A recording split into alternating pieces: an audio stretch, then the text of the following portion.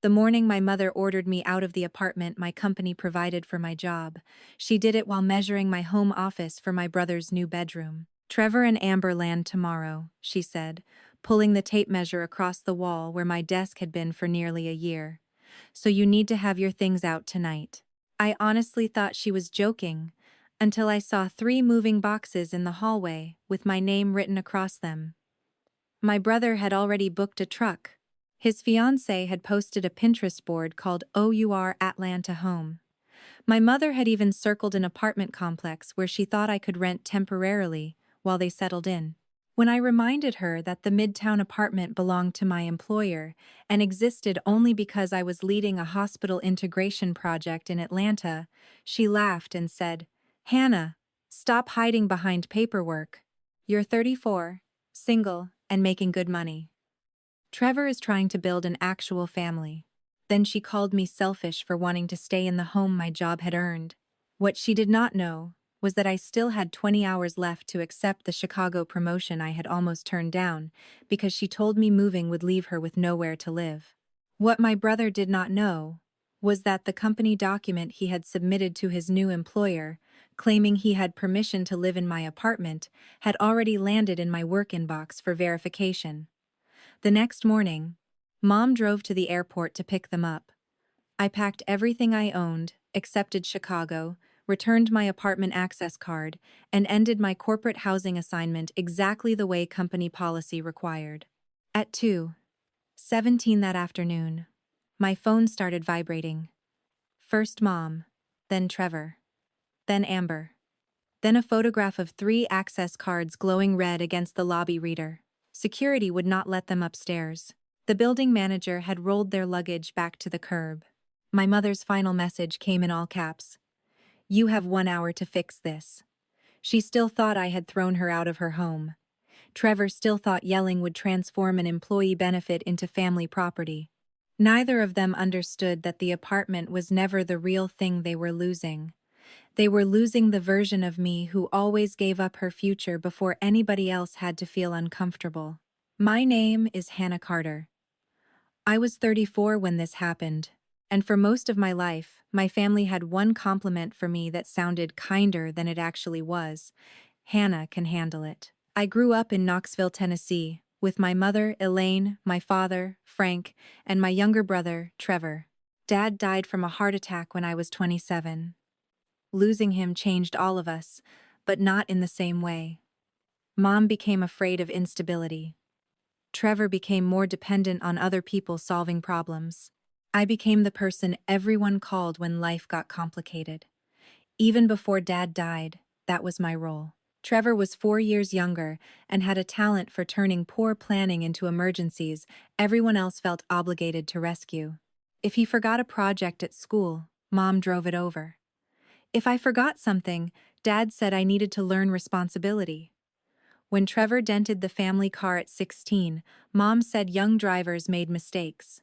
When I backed into a mailbox 2 years earlier, I spent the summer paying for the repair from my grocery store job.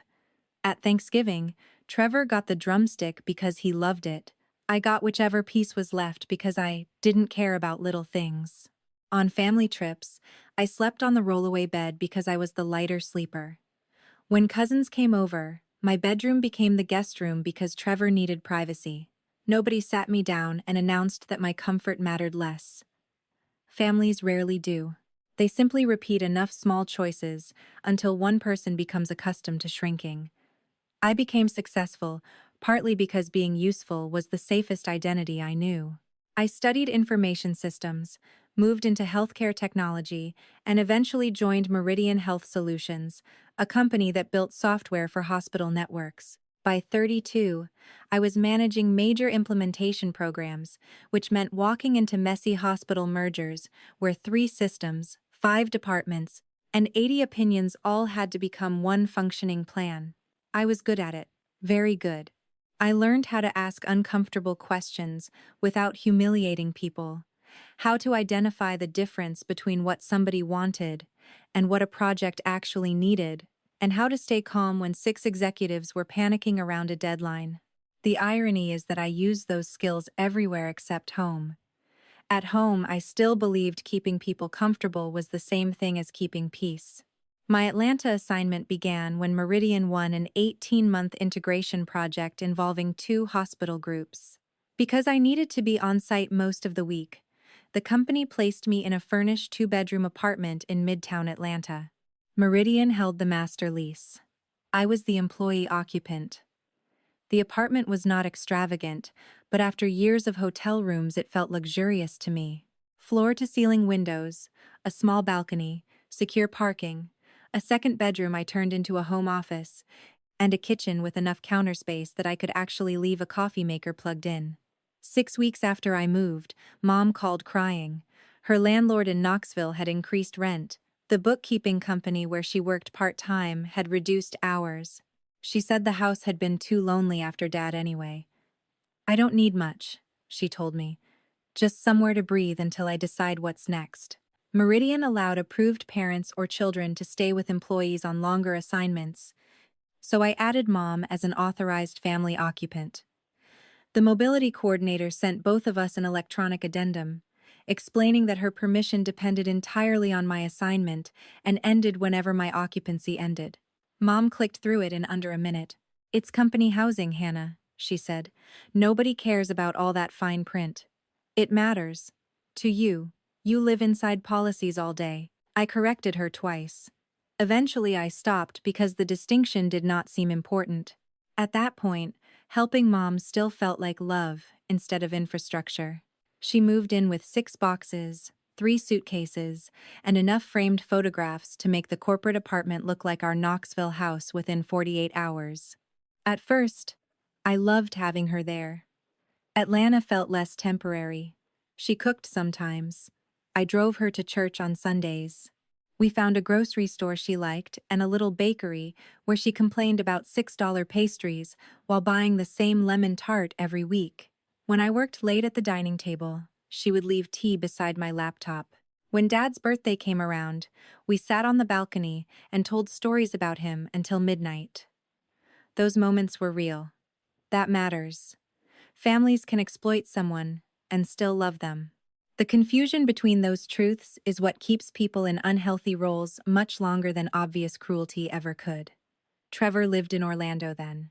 He worked in hospitality sales, moving from one resort group to another every couple of years, and describing each change as a strategic leap even when it followed months of missed targets. He was charming, confident, and genuinely good with people.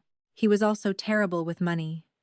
His fiancée, Amber, was 29 and worked freelance in wedding content and social media marketing. She was nice to me in the casual way people are nice to someone they assume will keep helping. Their wedding was planned for the following spring. Mom had already given them $8,000 she could not afford because, as she explained, Trevor only gets married once. When I pointed out that most people hoped that was true, she did not laugh. 3 months after Mom moved into my apartment, Trevor called needing help with 2 overdue car payments because a commission had been delayed. I paid them. He promised to repay me by summer. He sent one payment of $200 and never mentioned it again. Amber later asked if I could use my hotel points for their bachelor and bachelorette weekend. I said no because I needed the points for work travel. Mom told me privately that my answer had embarrassed Trevor. "He looks up to you. Then he can look up to my budgeting habits. You know what I mean." I did. I always knew what she meant. Be the person who absorbs the inconvenience because Trevor struggles more loudly. The first Thanksgiving in Atlanta should have warned me. Mom invited Trevor and Amber without asking whether I had work commitments. They stayed 6 nights. Trevor immediately took over the living room for calls. Amber used my home office as a makeup room because the window light was better. When I asked to work there, Mom said I could use the bedroom. Thanksgiving morning, I spent 3 hours finishing a hospital readiness report from my bed, while Mom and Amber decorated the dining room. That afternoon, Amber posted photographs of all of us except me. I had taken most of them. One picture showed Mom, Trevor, and Amber standing in front of the apartment windows with the caption, "Nothing like having the whole family under one roof." I was in the kitchen washing the roasting pan. I told myself social media meant nothing. Then Trevor commented, "Mom's Atlanta place is becoming our favorite home base." Mom replied with 3 hearts. I stared at the comment. Your Atlanta place? I asked later. She waved it away. People know what he means. Do they? Hannah, why do you need ownership acknowledged every 5 minutes? I remember standing there thinking, because it isn't yours. I did not say it. That was how erosion worked in our family, I noticed. I swallowed. The next thing became easier. By January, Mom had replaced some of the company artwork with family photographs. She started referring to the second bedroom as our extra room, instead of my office. When church friends visited, she introduced the apartment as where I live in Atlanta, without mentioning that her access existed because I was temporarily assigned there. None of that was a crisis. It simply prepared her emotionally to believe she had a vote over what happened next. Then Meridian offered me Chicago. The position was Director of Enterprise Integration, a national role with a significant raise, a bigger team, and a path toward Vice President. It also meant leaving Atlanta 3 months earlier than planned. I wanted it so badly that I read the email twice, just to make sure I had not misunderstood. My boss, Lauren Patel, called 15 minutes later. This is the role we've been building you toward. I know. Then why do you sound nervous? Because my mother lived in the spare room. I did not say that. It's a big move. You've moved for less. She gave me 30 days to decide. I waited almost 3 weeks before telling Mom. That should tell you how deeply I already understood her response. We were eating takeout at the dining table. I told her the title, salary, and leadership scope. She did not congratulate me. She set down her fork and asked, "What happens to the apartment?" The assignment would end. And me? We'd figure something out. Her eyes filled immediately. You mean I'd figure something out? Mom. I finally rebuilt a life here. My church group is here. My doctors are here. I can walk downstairs for groceries. And now you want to chase another title because what you have isn't enough. It's not about enough. Then what is it about? My career. You already have a career. The words should not have hurt as much as they did. Maybe because she made ambition sound like selfishness only when it belonged to me. Trevor had changed jobs 6 times, and every move was bravery. Mine was abandonment. Mom spent the next week mentioning apartment prices, her age, and how hard relocation had been after Dad died. She never directly told me to refuse Chicago. She did something more effective. She made accepting it feel like proof I valued a promotion more than my widowed mother. I told Lauren I was probably staying in Atlanta. She surprised me by refusing to close the offer immediately. Take the weekend, she said. Final deadline Monday at noon. I did not tell Mom I still had time. I wanted at least the illusion that whatever I decided would belong to me. That Thursday, 4 days before the deadline, I came home early because a hospital leadership meeting ended unexpectedly. Mom did not hear me enter. I found her in my office with a tape measure. My desk had been pushed toward the wall. The bookshelf was empty. 3 framed certificates from work were stacked face down on the floor. What are you doing? She jumped. You're home early. Why are you measuring my office? I wanted to see what would fit. What would fit? A queen bed. She said it too casually. Why? She folded the tape measure. Trevor and Amber may need somewhere to stay for a while. Here? He's interviewing with an Atlanta hospitality group. That does not answer the question. Hannah, this place has 2 bedrooms, 1 bedroom and my office. Which is just another bedroom you turned into an office. I stared at the empty shelf. Did you take my things down? I put them somewhere safe. Where? Hall closet. I could feel myself becoming angry, and that anger immediately activated the old family programming telling me anger made my point less legitimate. I forced my voice lower. Do not move my things without asking me. She rolled her eyes. Fine. That evening she asked how resident access cards worked. Another day she wanted to know whether guests could receive mail. I noticed every question. I explained everyone away. Friday night, the final evening before my Chicago deadline weekend, Mom cooked my favorite chicken casserole. She opened wine. She even used the cloth napkins Dad had liked. For a little while, I thought she planned to tell me she supported the promotion. Instead, after dinner, she placed a leasing brochure beside my plate. What's this? An apartment complex in Decatur. Why? They have studios starting around 1800. Okay. I think you should look at one. I stared at her. Why would I rent an apartment in Decatur? Because Trevor got the Atlanta job. I waited. That's great. He and Amber are moving next week. Also great. They're going to take the apartment here. I actually laughed because the sentence was too absurd to process seriously. Mom did not laugh. I'm serious. You're telling me to move out of my corporate apartment. You can afford another place. That isn't the issue. It is exactly the issue. Meridian already pays this. You're basically living free. Because the apartment is compensation for my job. Which means you lose nothing by letting family use it. I stared at her for several seconds. Do they know you told me this? Of course. And when exactly did everyone decide? We've been talking for a few weeks. A few weeks. During the same weeks, she had cried about being uprooted if I took Chicago. She had been planning to replace me with Trevor. What happens when my Atlanta assignment ends? You said you're staying. There it was. She had not merely influenced my career choice to protect her stability. She had influenced it because my staying preserved the apartment she wanted to give my brother. You wanted me to reject Chicago so Trevor could live here. Don't be ridiculous. Is that why you cared so much? I care because you make impulsive career decisions and everyone else deals with them. My career is the reason this apartment exists. She leaned back, suddenly angry. There, that attitude. Everything is yours because your job paid for it. Yes, in this specific case, that is literally true. Family shouldn't think like that. Then whose home is it? Ours. No. Her face hardened. Your brother is trying to build a real future, Hannah. He and Amber are getting married. They need stability. You're one woman who works all day and barely uses half this place. I felt something break. Quietly. So because I'm single, I deserve less space? Don't twist my words.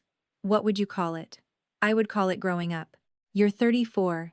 You make enough to rent somewhere. Stop clinging to a free apartment like some parasite. Parasite. I looked around the dining room. My work assignment paid the housing. My salary paid groceries, Mom's phone, parking, streaming services, and nearly every household extra. I had postponed a promotion because she told me she depended on this home. And she had somehow rearranged reality until I was the parasite refusing to leave. When are they coming? I asked. Tomorrow afternoon. My stomach dropped. Tomorrow? Their flight lands at 1. You booked this without asking me? We knew you'd come around. Who is we? She picked up her phone. A message preview appeared before she could turn it over. Trevor. Once the address clears, my relocation money drops. Don't let Hannah call the building until we're inside. My eyes caught the sentence. What address clears? Mom covered the screen. Nothing. What relocation money? Work stuff. Trevor's work? It has nothing to do with you. He's using this address for his job. He needs a permanent Atlanta address to get his moving package. This is not his address. It will be tomorrow. That sentence ended the conversation for me. I stood, took the apartment brochure, and placed it back in front of her. I'm not moving, she laughed. Then where do you expect your brother to go? To the place he arranges for himself. I already promised him. You promised something that wasn't yours. I live here. Because I authorized you. Her face changed. Listen to yourself. Authorize, occupancy, assignment. You hide behind corporate words because you don't know how families work. And you hide behind family because you don't want to hear no. She stood. Be packed tomorrow. I'm done discussing it. Then she walked to her bedroom and closed the door. I sat alone at the dining table for maybe 15 minutes. My first reaction was still to solve the problem for them. I opened the Decatur apartment website. I checked availability. I calculated deposits. I even imagined moving my desk there on Sunday so Trevor would not lose his job opportunity. That is how deeply my family had trained me. My mother called me a parasite in a home attached to my employment, and my nervous system responded by searching for somewhere else to live. Then my laptop chimed. A Meridian email. Subject: External occupancy verification request. Action required. I opened it. Trevor's prospective employer had submitted a residency verification through a relocation vendor. Attached was a document stating that Trevor Carter was an authorized resident of my company apartment, effective immediately. Beneath the statement was my typed name, an electronic mark, and a date. I had never seen it. I stared at the page until I understood why Mom had asked about access cards, mail, and resident lists. Trevor's employer was offering him a $14,000 relocation advance if he had secured housing in Atlanta. Instead of renting something, he had claimed my corporate apartment. Someone had modified Mom's approved occupant form and replaced her name with his. My name had been copied beneath the authorization. I forwarded the request to Lauren and Meridian's mobility team with one sentence: I did not approve this resident or this document. Then I opened the Chicago offer. 20 hours remained. For weeks I had been treating my promotion like something I needed my family to permit. Suddenly the absurdity became obvious. Trevor had built his future around a home he did not own. Mom had built hers around a benefit she did not control. And I was about to shrink my own future to keep both illusions standing. I clicked accept. I cried immediately afterward. Not because I regretted it, because sometimes choosing yourself reveals how long you have been leaving yourself behind. At 8 the next morning, I spoke with Lauren and 2 people from Mobility. Nobody shouted about fraud or threatened court. They simply asked what I wanted. Did I authorize Trevor? No. Did I want Mom's occupancy to continue? Only until I surrendered the apartment. Was I accepting Chicago? Yes. Lauren smiled. Then welcome to the national team. Meridian arranged temporary Chicago housing beginning Monday. My Atlanta assignment could close immediately because the project had reached handoff. The building manager scheduled my checkout for noon. When the employee occupant checked out, all dependent and guest access ended automatically. Mom's belongings could remain secured for pickup appointments, but she could not transfer her resident status to anyone. It was exactly what I had told her for months. At 10:30, Mom came into the kitchen dressed for the airport. You look tired. Long night. Trevor wants the bigger bedroom, so make sure the office is cleared before we get back. It will be empty. She smiled, mistaking accuracy for surrender. See? This is why I tell everyone you're the practical one. I almost laughed. Did you help Trevor change an occupancy document? Her smile disappeared. He needed a letter. Did you know my name was on it? He said HR needed proof. That isn't what I asked. She picked up her purse. Families don't destroy each other over paperwork, Hannah. Did you know? I knew he was using the address. Stop making everything sound criminal. I didn't say criminal. She looked away. I'm late. At the door she turned back. Please don't make today ugly. Then she left to collect the people arriving to take my home. I stood in the silent apartment and finally understood something that hurt more than being called a parasite. Mom believed ugliness began only when I resisted. The planning, deception, boxes, moved office, and false permission letter were all normal to her. My no was what threatened the family. A coworker named Jasmine came over with her SUV. We packed my clothes, books, family photographs, kitchen things I had purchased, and work equipment. I left every piece of Meridian furniture. I left everything Mom owned in her room and several labeled boxes in the hall for building storage. I photographed the condition of every room because that was required. At 11:50, I stood in the office doorway. The room looked empty. I remembered the Thanksgiving morning when I worked from my bed so Amber could use the light for makeup. I remembered Mom calling it our extra room. I remembered all the times I had treated my own inconvenience like proof of love. At noon, I returned my parking fob and access card to the manager. He clicked through my checkout checklist and said, Safe move to Chicago. The reader beside the desk changed from green to red. My apartment was no longer my apartment. That should have frightened me. Instead, it felt clean. I went to the office to return secure equipment and finish transition notes. At 1:58, Mom called. I let it ring. Trevor called at 2:03. Amber texted at 2:08. Hey Hannah, our cards aren't working. Can you approve us in the resident app? At 2:11, Mom sent a photograph of 3 red lights on the access panel. At 2:17 came the message in capitals. The building manager says we have 1 hour to leave. Call him now. I still have the screenshot. I was sitting alone in my car when the building manager called. He sounded tired. Miss Carter, your former occupant and 2 guests are in the lobby. Mr. Carter has shown us a residency letter that doesn't match our verified record. I've explained that the corporate assignment ended at noon, and there is no active resident authorization. Would you like to speak with them? No. Any instructions?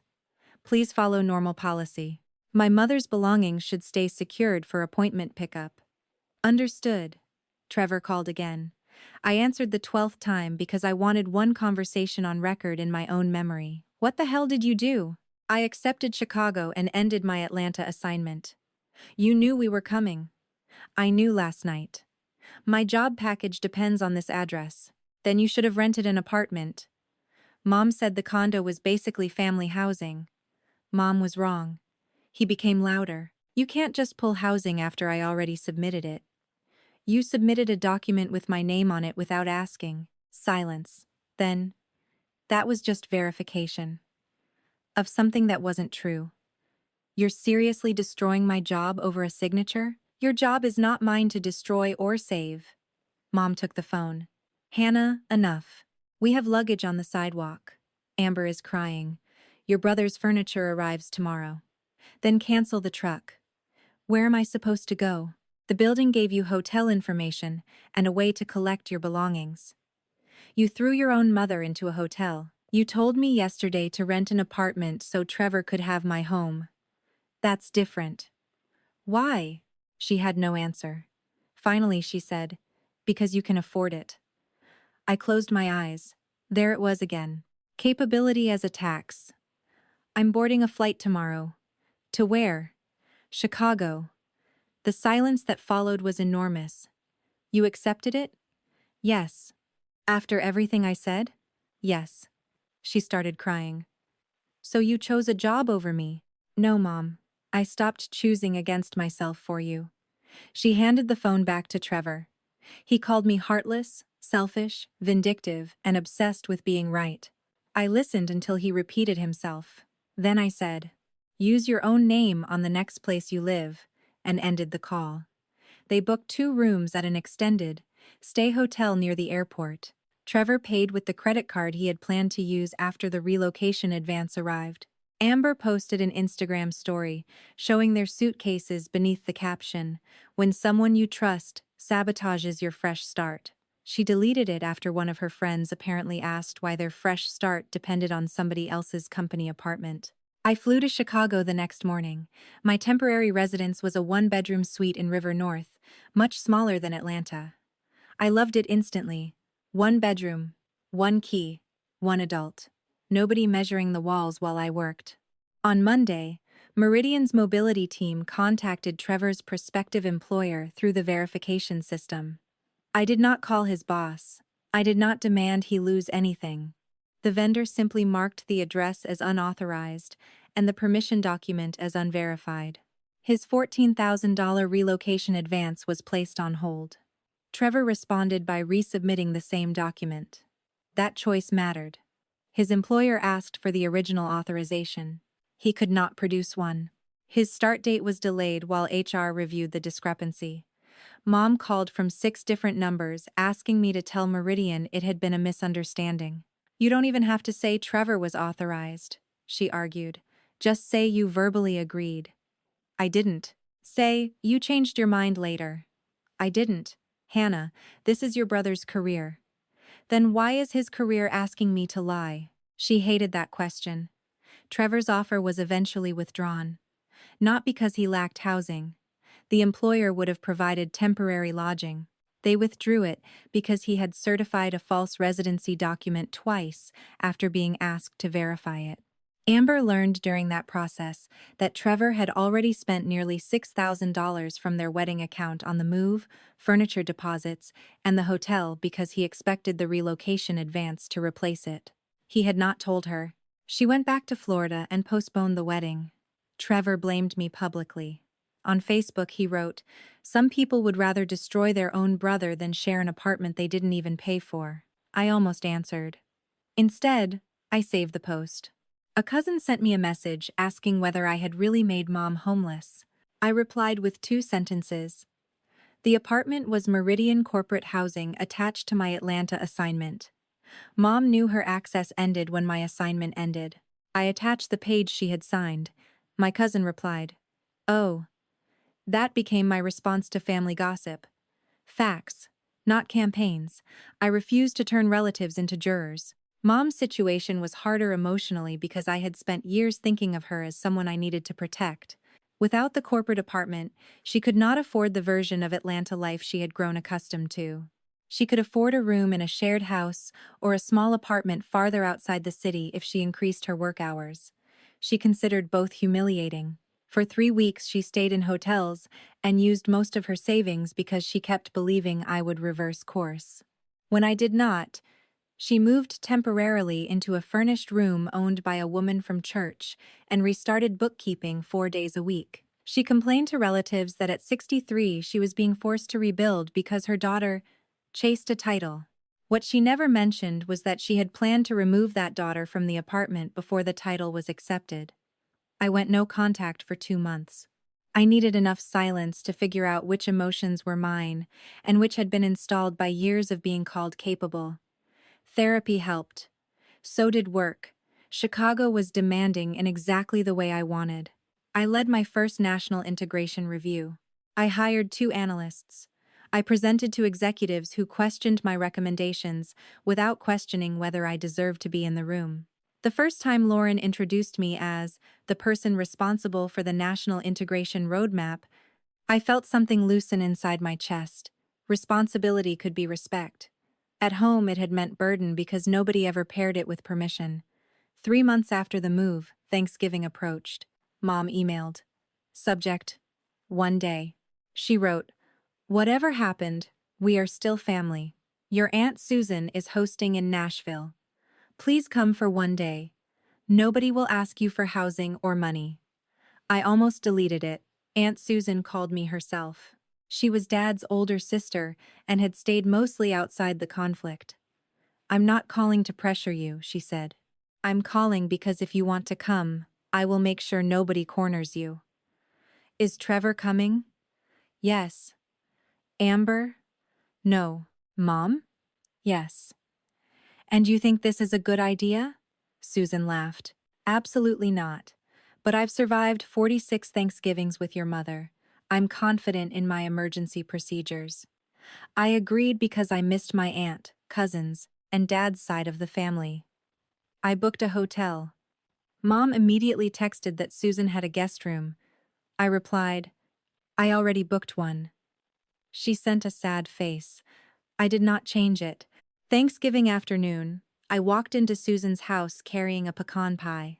Mom hugged me and cried against my shoulder. I hugged her back. A boundary does not require pretending you stopped loving someone. Trevor arrived 20 minutes later. He looked thinner and angrier. His Atlanta job was gone. He had returned to Orlando and was freelancing. Amber had not ended the engagement completely, but she had moved back in with her parents and refused to set another wedding date. Trevor barely spoke to me before dinner. Susan seated us on opposite sides of the table. For almost an hour, everyone behaved. We talked football, weather, cousins' children, and Dad. Mom complimented Chicago. Trevor passed me the stuffing without comment. I started to relax. Then Mom raised her glass. "I want to say something." Susan closed her eyes briefly. "Elaine." "No, I need to." My body tightened. This year has been painful. Mistakes were made by everyone. There it was. Passive voice, the family emergency blanket. But I'm thankful my children are in the same room, and I hope Hannah understands that a career should never cost you family. Every fork stopped. Susan said, "That sounds very much like pressure." Mom ignored her. Trevor spoke next. "Since we're doing honesty, I'd like her to explain why she told my employer I forged something." "I didn't tell them that. You reported the document, because it had my name, and I didn't authorize it." "Same thing." "No, it really isn't." His voice rose. "You knew that job was everything. Then why risk it on a false address? Because Mom said you'd already decided to move out." I looked at Mom. She went pale. "Is that what you told him?" "I said you were probably taking Chicago." Trevor turned toward her. "You told me Hannah agreed we could take the place after she moved."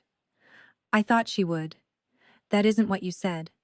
The table went quiet. I looked at Trevor. "When did you know I hadn't agreed?" He looked at his plate. "The night before. When Mom told me?" "Yeah. And you still got on the plane. The moving truck was booked. My start date was set. What was I supposed to do? Call me?" "You would have said no." "So you forged permission instead." "I did not forge your signature. You copied my name onto an authorization I never gave." "It was electronic," Aunt Susan said. "Trevor, that is not the defense you think it is." One cousin choked on his water. Trevor glared at him. Mom said, "Enough. We already paid for this." "Who is we?" I asked. "What?" "You keep saying we paid. Trevor lost a job. Amber postponed a wedding. You moved. I changed cities. What exactly did you personally lose except free housing?" Mom looked wounded. "My stability. You planned to keep the stability and remove me. Because Trevor needed it." There it was. Simple. Almost childlike. Trevor needed it. I leaned back. "Why?" "Because he was starting over. So was I." "You were getting promoted." "Exactly. That's different." "Why?" "Because you were fine." I nodded slowly. "There it is." Mom looked confused. "What?" "The reason this keeps happening. Trevor's needs count because he struggles visibly. Mine disappear because I look fine." "That's not fair." "No, Mom. It isn't." She began crying. "I lost your father. I was scared." "I know.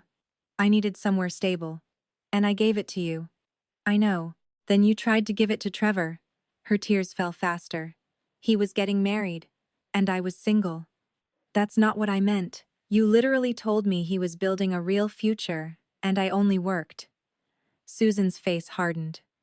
"You said that?" Mom looked down. Trevor muttered. "She said similar things to me." I turned toward him. "What did she tell you?" He hesitated. "That you cared more about work than people. That Chicago proved it." "Before I accepted Chicago?" Another pause. "Yeah." I felt something inside me settle. Mom had already prepared the moral explanation for a decision I had not made. No matter what I chose, she had a story. Stay in Atlanta and surrender the apartment. Good daughter. Take Chicago. Selfish career woman. There had never been a version where my own preference counted as neutral. Susan asked Mom, "Why did you promise Trevor the apartment?" Mom wiped her face. "Because Hannah had more options." "That is not an answer." "Because I thought she would help." "She had already been helping you," Mom snapped. "Everyone keeps saying that like I forced her." I looked at her. "You're right." She went still. "What?" "You didn't force me to pay your groceries or phone. You didn't force me to drive you to appointments. You didn't force me to delay Chicago for 3 weeks. I chose those things because I loved you." Her shoulders dropped slightly. "Exactly. Which is why you had no right to treat those choices like permanent ownership of me." Silence. "Help is a gift, Mom. The second you decide you're entitled to it, you turn it into a tax." Trevor shifted. "Can we stop pretending Hannah did nothing wrong?" "Tell me what I did wrong." "You could have warned us before canceling the housing." "Mom told me Thursday night. You landed Friday afternoon." "You could have let us stay 1 week." "I couldn't. My assignment ended." "You could have delayed Chicago." I laughed softly. "That's the whole thing, Trevor. Your solution to your problem was still my sacrifice." He opened his mouth and stopped. You lost a job because you submitted something untrue. Mom lost the apartment because it belonged to my work assignment. Amber lost trust because you spent wedding savings without telling her. I did not create those facts by refusing to fix them. Mom whispered. Family fixes things for each other. Sometimes. Then why not this? Because fixing this required me to lie to my employer and give up my promotion. You could have found another promotion later. I stared at her. Would you ever say that to Trevor? She said nothing. Would you tell him to reject a leadership job so I could have his apartment? Nothing. Would you tell him his fiancée's future mattered less because he didn't have children yet? Trevor looked away. The answer was obvious. I continued. I am done participating in a family system where my success is used as evidence that I need less support, but also as evidence that I can provide more. Aunt Susan quietly said, That's the sentence. Mom turned on her. Whose side are you on? Susan Sahil. Elaine, when someone tells you they are hurt and your first question is which side I'm on, you are not listening. Mom looked around the table as if searching for rescue. Nobody volunteered. Finally, she said, What do you want? I want you to stop telling people I chose a job over you. I want you to say what actually happened. You planned to move Trevor into my corporate housing without asking me. He submitted a false authorization. I accepted a promotion and ended my assignment. Those are the facts. You want me to humiliate myself. I want you to stop protecting yourself with my reputation. She stared at the table. Trevor asked, And me? I don't want money from you. I don't want you ruined. I want you to stop contacting my employer, stop using my address or name for anything, and stop telling relatives I sabotaged your job. What if I never agree with your version? Then we don't have much of a relationship. That landed harder than anger. He looked at me. You'd cut off your brother? No. I'm refusing a relationship where I have to accept lies to keep access to you. Same thing. Only if lies are the price. Nobody spoke for a while. Susan carried dishes to the kitchen. One cousin began talking to the children in the living room just to fill the silence. Mom eventually stood and hugged me before leaving. I do love you, she whispered. I know. Do you? Yes. That's why this hurt. Trevor left without saying goodbye. I returned to my hotel that night and cried harder than I had during the lockout. Boundaries are often described online like they feel empowering immediately. Sometimes they feel like grief with good posture. You know you did the necessary thing and still wish necessity had chosen somebody else. The next several months separated apologies from change. Mom's first message after Thanksgiving was defensive. Her second was guilt. Then she went quiet. In January, she mailed me a letter. 4 pages. The first page explained losing Dad. The second explained money. The third described how difficult Trevor had always been. I nearly stopped reading. On the final page, she wrote, I think I called you strong because it gave me permission to give the softer landing to your brother. When you succeeded, I felt safe asking more from you. When Trevor struggled, I felt guilty asking anything from him. Somewhere along the way, I made your competence cost you. I read that sentence 3 times. That was the first apology that sounded like she had met herself, instead of simply missing what I provided. I called her 2 weeks later. We agreed to 20-minute Sunday calls. No money requests. No messages through Trevor. No expectation that I would solve housing. She moved into a small 1-bedroom apartment outside Knoxville after saving a deposit through additional bookkeeping work. She complained about the size at first. Then she told me she liked having a balcony. A few months later, she sent a photograph of a lemon tart from a neighborhood bakery and wrote, Not as overpriced as Atlanta.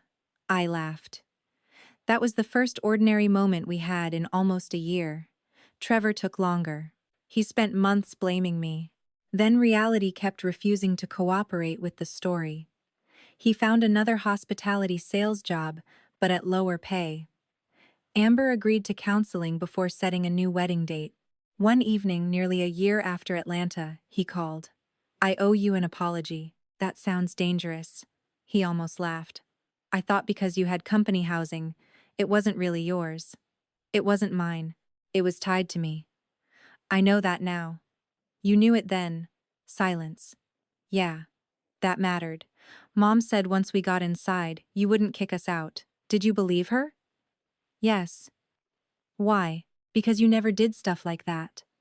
Set boundaries? Make things hard. There it was again. My entire family had confused my habit of making things easy with a promise that I always would. Trevor continued. I figured the worst thing that could happen was you'd get mad and rent another place. Exactly. I didn't think about what I was asking you to give up. Chicago? Not just Chicago. The idea that you got to decide. That was the first thing he said that made me believe he understood. And the document? I knew it was wrong. I told myself it was temporary, and HR paperwork didn't matter. It mattered when the job disappeared. Yeah. He apologized. I accepted the apology. I did not give him money. I did not offer a job contact. I did not fix the postponed wedding. His relationship with Amber was his work. Mine with him would be rebuilt through ordinary behavior, not one emotional phone call. They eventually married at a small venue near Tampa almost 2 years later. Mom asked whether I was going. I said yes. Trevor called me himself and said, "No expectations. Just come if you want to." That sentence was why I went. I stayed in a hotel, I booked myself. I paid for my own flight. At the reception, Amber hugged me and said, "Thank you for not pretending what Trevor did was okay, just because forgiving him would have made everybody more comfortable." I told her that sounded suspiciously like therapy. "Very expensive therapy," she said. We laughed. Chicago became permanent. Meridian promoted me again after 18 months. This time, when the offer arrived, my first thought was not who might be inconvenienced. I considered the work, salary, team, and whether I wanted it. That sounds ordinary. To me, it was revolutionary. I eventually moved out of company housing entirely and bought a 2-bedroom condo in Chicago, using money I had once assumed would go toward family emergencies. The second bedroom is my office. Nobody has measured it for someone else's bed. Mom visited once. Before booking her flight, she asked, "Do you actually have room?" I said yes. When she arrived, she stood in the doorway of my office and joked, "I'm not touching anything." It was funny because we had both done enough work for it to be funny. She stayed 4 nights and then went home. No crisis. No guilt. No attempt to make my home hers. That is what change looks like more often than dramatic reconciliation. Small behavior repeated until your body stops bracing for the old version. People sometimes ask whether I regret ending the Atlanta housing assignment so fast. What if I had given everyone 48 hours? What if Trevor could have salvaged the job? What if Mom would have apologized before the cards turned red? Maybe. But those questions begin at the wrong point. The real question is why 3 adults planned to remove me from a home tied to my employment before anyone asked whether I agreed. Why did my mother measure my office, pack my belongings, arrange my replacement apartment, and tell me my brother's future was more real than mine? Why did Trevor use my name because he assumed my consent could be manufactured later? Why was every proposed solution based on me surrendering something first? The answer was not that they hated me. The answer was almost harder. They loved me and had become deeply entitled to the version of my love that required very little from them. I was the capable one, the stable one, the successful one, the daughter who could rent somewhere else, work a little harder, postpone a promotion, fix a form, cover a hotel, make a call. They thought my strength meant their choices could land on me without breaking anything. They were partly right. I did not break. I changed direction. Self-worth did not arrive when the lobby cards turned red. It arrived the night before, when I stopped searching apartment listings for myself, and finally asked why I was the only person expected to move. That question changed everything. I still help my mother. Sometimes I order groceries when she is sick. I helped review her Medicare paperwork because it was genuinely confusing. Trevor and I exchanged birthday gifts. I went to his wedding. None of that contradicts my boundary because generosity is not the problem. Entitlement is. Love offered freely feels different from help extracted through fear. One has warmth in it, the other has an invoice hidden underneath. I spent years thinking a good daughter was the person who prevented everyone else from suffering consequences. Now, I think a good relationship is one where nobody's comfort automatically outranks another person's consent. The Atlanta apartment is occupied by another Meridian employee now. I know because a coworker mentioned it during a meeting. For 1 second, I pictured the dining table, the balcony, Mom's lemon tart box, the office where she measured the wall. I expected sadness. Instead, I thought, good. That place is doing exactly what it was always supposed to do. House the employee whose work requires her to be there. It was never our family inheritance. It was never Trevor's fresh start. It was never proof that Mom had security forever. It was a work benefit attached to one woman whose family forgot that her name, job, and permission were the foundation beneath it. I will never let anybody forget that about me again. So tell me honestly, if your own mother tried to force you out of company housing you had earned, so your favored brother and his fiancée could move in, after you had already considered giving up a major promotion to keep her comfortable, would you have ended the housing assignment exactly like I did? Or would you have given them one final chance, even after discovering they had already used your name to make their plan work?